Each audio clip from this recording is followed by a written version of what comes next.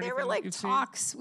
I don't think there was an actual script, but there were talks of plot lines, which have had to be amended as more years have gone by.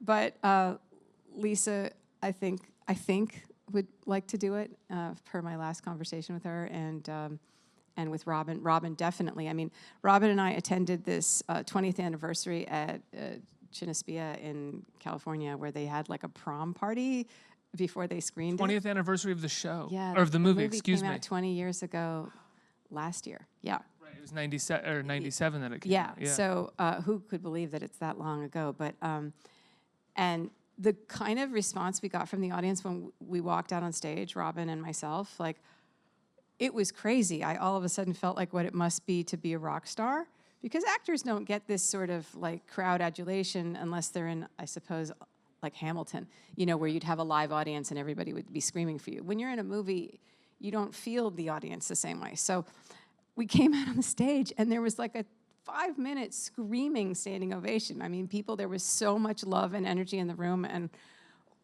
like we were overwhelmed. And so at that point, I think she was like, wow, I really see that there's definitely an audience for this reboot if we did it. Because that makes sense, because when the movie came out, it wasn't necessarily a huge hit right away, was it? You know, it was a modest hit. It was a modest hit. Yeah, it made like, around $40 million. Like, at that time, that wasn't that small, considering that it was, a comedy. And probably like a $10 million budget or something like that, or maybe? I think it had like a $20 million budget. But at the time, ticket prices weren't nearly as high as they are now. So if you multiplied it today, it would probably be like 100 million or something like that, which for a comedy would be fine, respectable. But its life has really been after the fact. And I think the one reason it didn't have better numbers at the beginning is because it was rated R.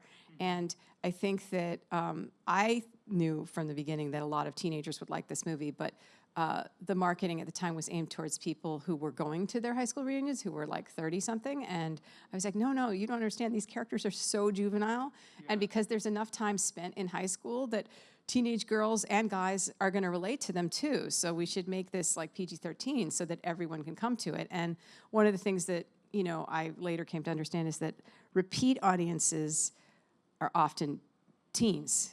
And if they have to go back with their parents for an R-rated movie, it's probably not going to happen. You know what I mean? But it's not like it was a hard R either. No, you could remove a couple things here and there. Right? It was the F-bombs. It was Janine Garofalo's go blank your sister, your sheep, all that stuff.